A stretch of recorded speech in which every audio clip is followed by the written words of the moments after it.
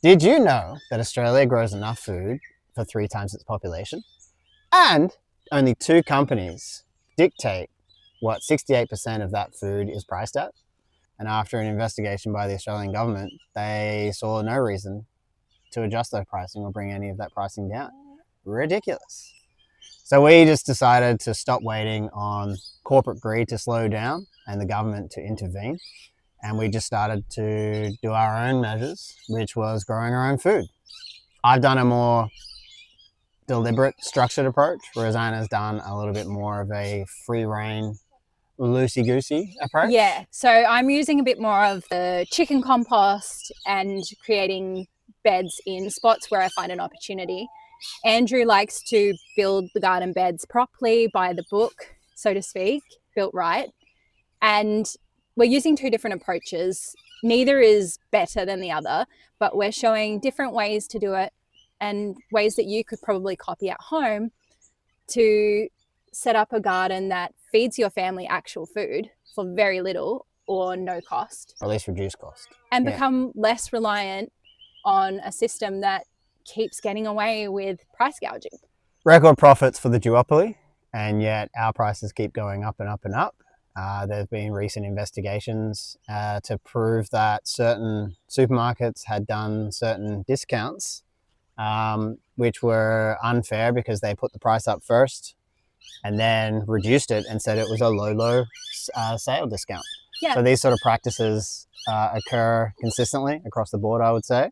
And at the same time, not a lot of punishment gets issued down, and when they do finally do fines, they're just a fraction of the price of the profit. It's not a meaningful penalty or reason to change. It doesn't encourage them or dissuade them from not doing it again, because their profits are massive, and so the fine is just a fraction of what they made. So how does that incentivize a change of behavior?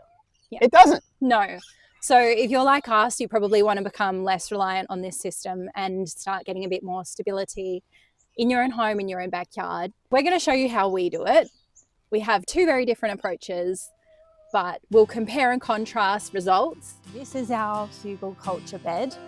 We started using a method of building mounds, and we planted tomatoes in here last summer.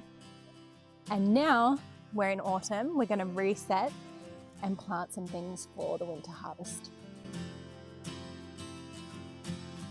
This type of garlic is called Glen Large, and it can be sown in May as well. So I'm going to put some more in here and just pack as much in as we can. It needs about 4 or 5 centimeters and then spaced about 10 centimeters apart. So I've got 2 more bulbs, so that'll be almost 4 bulbs that'll go into this spot back here, and hopefully we get a really good harvest from that. So the Glen Large variety is an early harvest, August to October, but then in November to January we get the dynamite purple variety. So that's really good. It's staggered, so we don't get a million bulbs of garlic ready at the same time.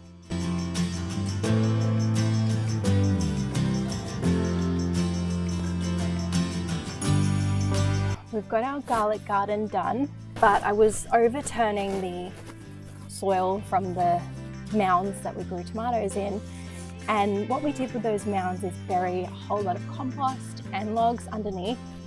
And as I'm digging, lots of worms. It's really rich soil. And we ended up burying 2 rooster carcasses, the remnants, after we ate the meat. So that'll be from one of our roosters. It just adds to the richness of the soil, and the plants are going to be really happy with all of that. And each season we just sort of add to it, turn it over, and then plant something new in there. So this morning Andrew said to me there are some seedlings that he forgot about, and he left them near the shed, and he said, I don't remember what they are. There's no label, that's not a label, but they're there. So this is one of the punnets of seedlings. tell me that doesn't look like a weed. I don't know. Is it a weed? Or did he actually grow something there? It kind of looks like coriander. This kind of looks oniony. And I swear that's a weed. I'm gonna plant them in a little spot near the peas and we'll see what grows. Could be nothing, could be something amazing. Could be some coriander and onion. And a weed, dandelion. I'm gonna plant all of these and it will be Andrew's random seedling garden or Andrew's forgotten seedling garden. I don't know what it is. We'll find out.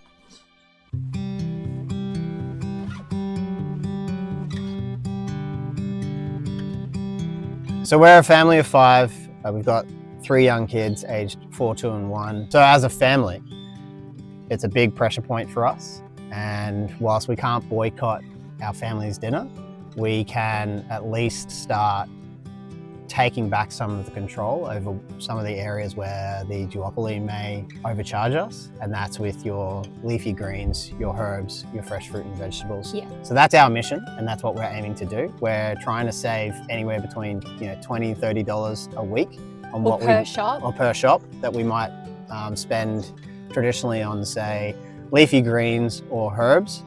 So growing our own herbs and growing our own leafy greens are 2 of the main areas that we're going to focus on, really. We put spinach in virtually everything, from stirring it through rice, stirring it through pasta. I use it regularly with my lunch when I take it to work. Super cheap and easy to start doing yourself.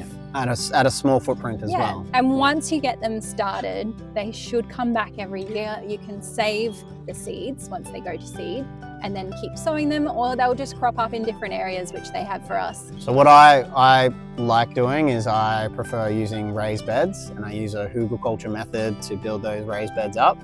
It is very structured and orderly method that I prefer to do. We've been gifted some raised beds, but we did have an outlay of cost of some other raised beds initially. But at least it's a one-time cost. Once you build those beds, really you just have to maintain it, make sure that the soil health is good, and you can continually just update what you're growing in there. If you're very new to homesteading, home growing, you can do this now for very little to no money. If you've got a little bit of space, we use planters as well. We do use pots. Join us in our journey to see structured It's or deliberate. not a cult. It's not a cult, it's not a competition. It is a competition. It's a friendly competition to see whose method, whether it be structured or deliberate versus free reign or loosey-goosey. We're working for the same goal, but we do like a little bit of competition and rivalry. That's true. Yeah. Hey! Healthy competition. Healthy competition. Yes. Yeah. Yeah. It's not going to be a monopoly. It's not going to tear us apart. At the end of the day, it's about bountiful harvests for our family, Yeah. and reducing our per shop costs at Exactly. one of the Duopoly or one of the supermarkets. Yeah. Fun. And have fun doing it. Because if you're not having fun doing it and it's a task and you just be sitting there going, oh, yeah. Yeah. Thanks. Buy me cake.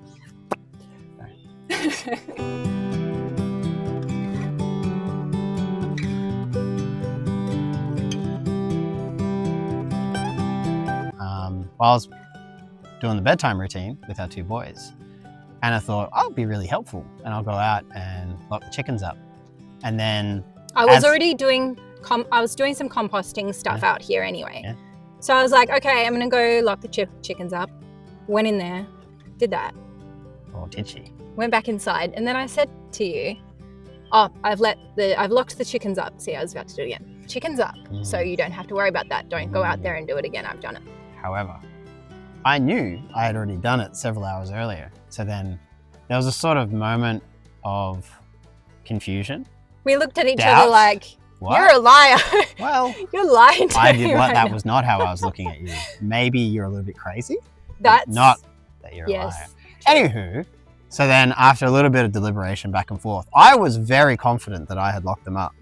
Anna started to lower my in her own confidence. reality. Yeah, and then it was like, I'll be right back, put the head torch on, and I'm going to go check the chickens. And oh and Just behold, wait one moment. yeah, oh and behold, Yeah, I'd let them out. She checked her homework and she realized that she'd actually opened the door instead of closed the door. Such is the reality of having 3 small children and not a lot of time. And it's a little bit... Doesn't matter though. The chickens were asleep. It was fine. They were fine. Yeah, they were fine. No harm to the chickens, just to my... I'm fine! Frantic, insecure, neurotic, and emotional. Fine. I'm fine. I'm cooking fajitas. Can we then out you for something you did? What'd I do? I don't know yet. Can you think of something? I probably should have thought of this beforehand. The other day, Andrew squirted chili directly into my eyeball. Yes, there is video evidence of that. He opened my eye and poured the chili juice in to the socket. There was a moment in our fireside chat. I will link that description there. And there was also a short now to it. Anywho, thanks for watching. Make sure you get your sleep, guys. It's important. Subscribe. Please like and subscribe.